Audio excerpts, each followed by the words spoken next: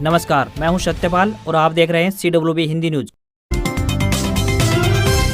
शक संवत 1945 विक्रम संवत 2080 आज पौष मास के कृष्ण पक्ष की पंचमी तिथि और दिन सोमवार है। तदनुसार अंग्रेजी तारीख 1 जनवरी सन 2024। भारत समेत दुनिया भर में नए साल को लेकर जश्न का माहौल। आप सभी को CWB हिंदी न्यूज परिवार की तरफ से नए साल की हार्दिक शुभकामनाएं। सबसे पहले आज के मुख्य समाचार। नया साल 2024 हुआ शुरू, जश्न में डूबा देश। गोवा, मुंबई और बेंगलुरु में नाइट पार्टी हुई शुरू तो पहाड़ों पर बर्फ देखने के लिए लोग शिमला, मनाली और गुलमर्ग की तरफ किया रुख। हरियाणा वासियों के लिए बड़ी खुशखबरी, एम्स निर्माण को लेकर टेंडर फाइनल। 1231 करोड़ रुपए होने जा रहे हैं खर्च। हरियाणा SSC की ग्रुप C की स्क्रीनिंग परीक्षा में 78% उम्मीदवारों में शामिल, 22% रहे गैर हाजिर। हरियाणा में बुजुर्गों को नए साल पर सौगात मिलेगा, राम मंदिर दर्शन का मौका। हरियाणा में पुराने रेट पर होगी मकान प्लाट की रजिस्ट्री। FCR के नए रेट का प्रपोजल टाला, 1 जनवरी से लागू होनी थी नई फीस।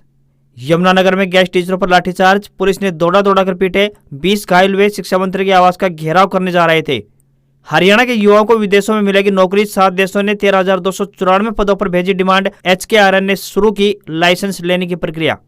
हरियाणा के अस्थायी मान्यता वाले 1032 स्कूलों की बड़ी मुश्किलें, अंधकार में 60,000 विद्यार्थियों का है भविष्य। हरियाणा में वन टाइम सेटलमेंट स्कीम लागू, CM मनोहर लाल खट्टर ने की शुरुआत। अब 50 लाख रुपए के डिस्प्यूटेड टैक्स का 30% ही करना होगा भुगतान। हरियाणा बोर्ड की परीक्षा में बैठने से पहले देख लिए जरूरी खबर, प्रश्न पत्र के पैटर्न से लेकर काफी चीजों में किया गया बदलाव। और नए साल से पहले शिक्षा मंत्री ने किया बड़ा वादा, हरियाणा में होंगी शिक्षकों की बम्पर भर्ती। और अब खबरें विस्तार से।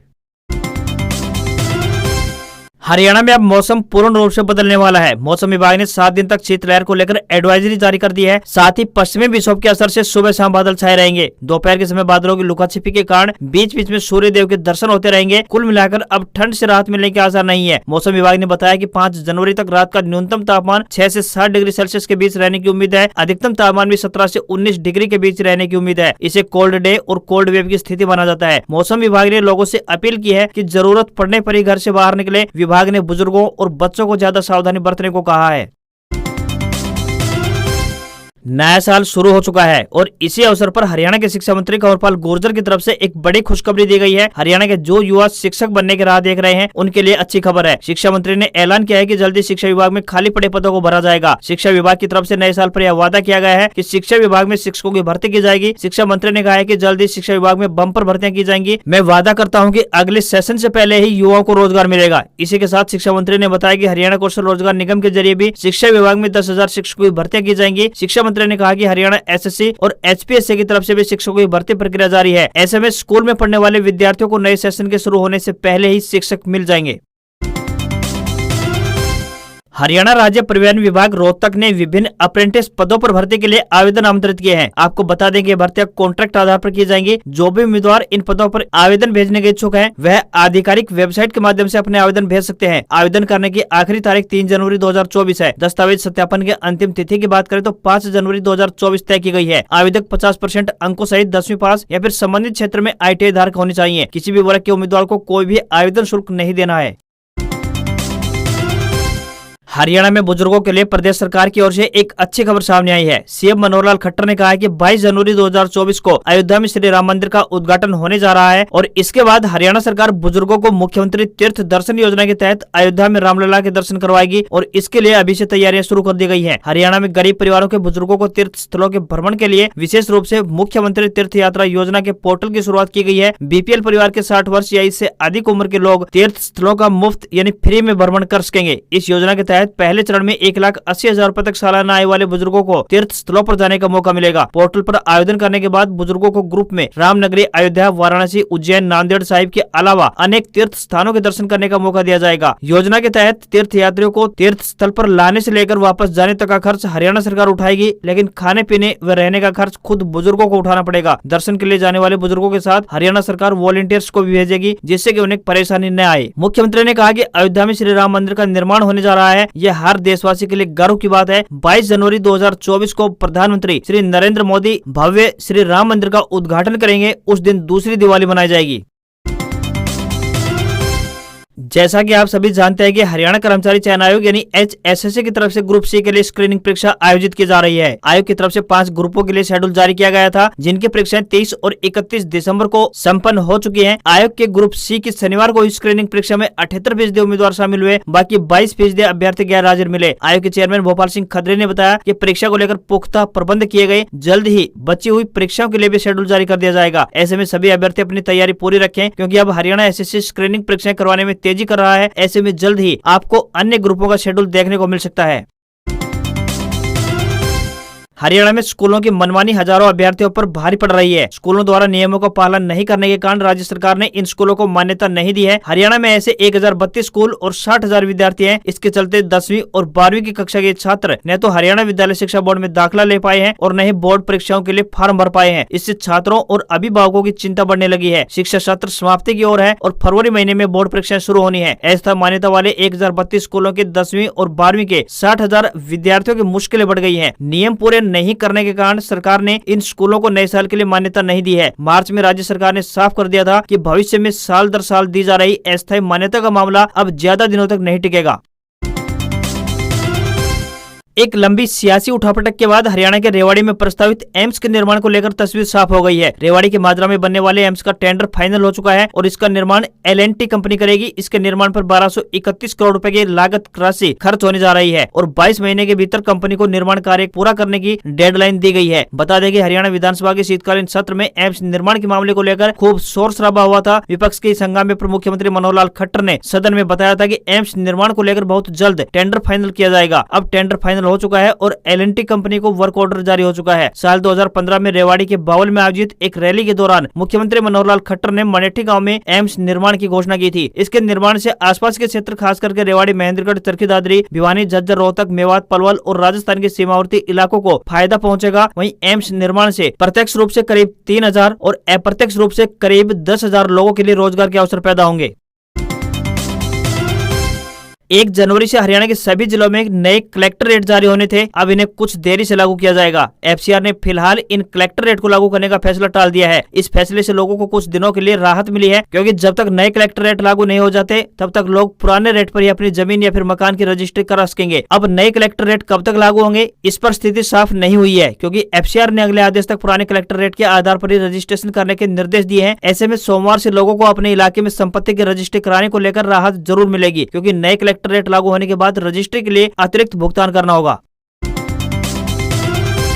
हरियाणा परिवहन विभाग यात्रियों को बेहतर यातायात सुविधा उपलब्ध करवाने के उद्देश्य से निरंतर प्रयासरत है। रोडवेज के बेड़े में BS6 मॉडल आधारित नई बसें शामिल होने जा रही हैं, ताकि यात्रियों को आरामदायक सफर का आनंद मिल सके। परिवहन व्यवस्था को मजबूत बनाने के लिए हरियाणा रोडवेज के बेड़े में नई साल पर 600 नई बसें शामिल की जाएंगी। इनमें 500 सामान्य बसें तो वहीं 100 वातानुकूलित यानी AC बसें शामिल होंगी। इसके अलावा पहाड़ी क्षेत्रों में संचालन के लिए मिनी बसों की भी खरीद की जाएगी। परिवहन विभाग द्वारा 375 इलेक्ट्रिक बसों के संचालन का फैसला लिया गया है और इस साल से ये बसें सड़कों पर सफर करती हुई दिखाई देंगी।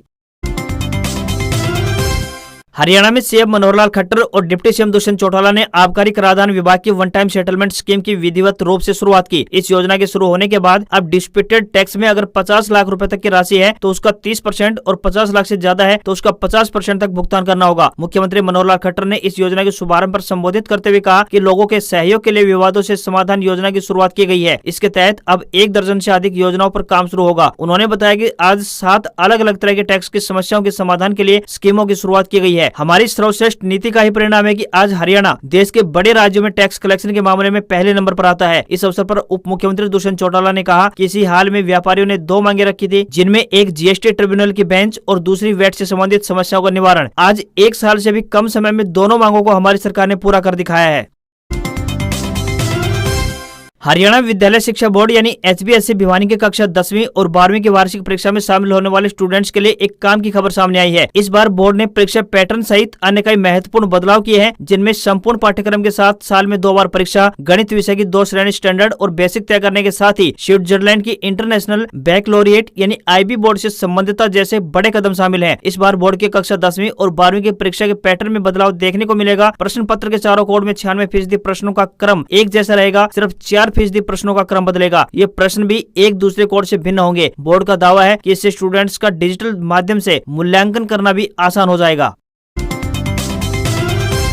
नया साल 2024 शुरू हो चुका है। 31 दिसंबर बीतने के साथ ही 2023 खत्म हो चुका है। लोग अपने परिवार और करीबियों को कॉल और मैसेज के जरिए नए साल की शुभकामनाएं दे रहे हैं। टूरिस्ट और पिकनिक स्पॉट के साथ धार्मिक स्थलों पर भी नए साल की धूम है। इस बार 30 और 31 दिसंबर को वीकेंड के अलावा 1 जनवरी को नया साल होने की वजह से 3 दिन की छुट्टियां हैं। लोग बीच पार्टी के लिए गोवा का रुख कर चुके हैं। मुंबई, बेंगलुरु, दिल्ली, गुरुग्राम और कोलकाता जैसे शहरों में नाइट पार्टी हो रही है। पहाड़, जंगल और बर्फ देखने के लिए लोग शिमला, मनाली और गुलमर्ग जैसे टूरिस्ट स्पॉट पर पहुंचे हुए हैं। इसके चलते मनाली, शिमला में सभी होटल्स फुल हो गए हैं। उधर उज्जैन, काशी और मथुरा जैसे धार्मिक स्थलों पर भी नए साल पर दर्शन के लिए आने वाले लोगों की सुविधा के लिए मंदिरों में खास तौर पर विशेष तैयारी की गई है।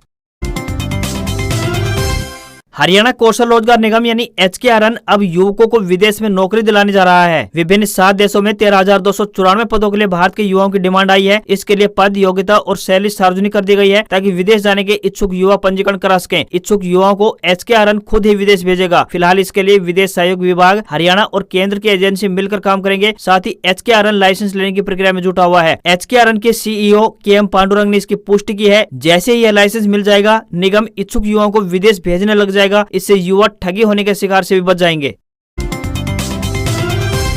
हरियाणा के जींद स्थित उचाना में इनेलो राष्ट्रीय प्रधान महासचिव अभय सिंह चौटाला ने कहा कि आज मौजूदा सरकार से हर वर्ग दुखी है। प्रदेश में इनेलो की सरकार बनाने में महिलाओं का बहुत बड़ा योगदान रहेगा। 2024 में हरियाणा में परिवर्तन जरूर होगा। विधायक अभय सिंह चौटाला रविवार को उचाना की कपास मंडी में इनेलो द्वारा आयोजित प्रदेश स्तरीय महिला आक्रोश सम्मेलन को संबोधित कर रहे थे। चौटाला ने कहा कि सम्मेलन में महिलाओं ने पहुंचकर इस बात को दर्शाने का कार्य किया है कि आज प्रदेश की महिलाएं मौजूदा गठबंधन शासन से तंग आ चुकी है और परेशान है। साल 2024 में प्रदेश में परिवर्तन अवश्य होगा। अभय सिंह चौटाला ने कहा कि बुढ़ापा पेंशन को बढ़ाकर हम 7,500 रुपए कर देंगे। जिन बुजुर्गों की पेंशन को सरकार ने गलत तरीके से काटने का कार्य किया है, उनको ब्याज सहित पूरी पेंशन देंगे। हर घर से कम एक बेरोजगार व्यक्ति को रोजगार दिया जाएगा। जिस किसी को रोजगार नहीं मिलेगा, उन्हें 21,000 रुपए तक का बेरोजगारी भत्ता देने का काम करेंगे। वहीं रसोई के छोटे मोटे खर्च चलाने के लिए प्रत्येक परिवार की एक महिला को 1,100 रुपए प्रति माह देने का काम करेंगे। अभय सिंह चौटाला ने कहा कि इसलिए आप 2024 में चश्मे का बटन दबाकर इनेलो पार्टी की सरकार बनाएं और इस प्रकार जींद में इनेलो ने एक बार फिर से अपनी मजबूती दिखाई है। दुनिया भर में साल 2024 शुरू होने का जश्न मनाया जा रहा है। नए साल पर हांगकांग में अब तक की सबसे बड़ी आतिशबाजी हुई। कुछ देशों में भारत से कुछ घंटे पहले ही 2024 का वेलकम किया गया। भारतीय समय के मुताबिक 31 दिसंबर की शाम 4:30 बजे न्यूजीलैंड में सबसे पहले नए साल मना। घड़ी का कांटा जैसे 12 के पार गया, न्यूजीलैंड के ऑकलैंड में स्काई टावर पर 10 सेकंड के काउंटडाउन के बाद आतिशबाजी शुरू हुई। उसके 2 घंटे बाद ऑस्ट्रेलिया में न्यू ईयर सेलिब्रेशन शुरू हुआ। यहाँ सिडनी के हार्बर ब्रिज और ओपेरा हाउस के पास भी ऑकलैंड के स्काई टावर जैसा ही नजारा देखने को मिला। यहाँ 10 लाख से ज्यादा लोग इकट्ठे हुए। वहीं साउथ अफ्रीका, नॉर्थ कोरिया और जापान में भी नए साल का जश्न मना। दुबई में दुनिया की सबसे ऊंची इमारत बुर्ज खलीफा पर आतिशबाजी के साथ ही नए साल का जश्न मनाया गया। आज खबरों में बस इतना ही। देखते रहिए आपका अपना हरियाणा का सबसे बेहतरीन news channel CWB Hindi news. नमस्कार। आपको एक बार फिर से नए साल की हार्दिक शुभकामनाएं। इसी आशा के साथ आपका दिन शुभ रहे।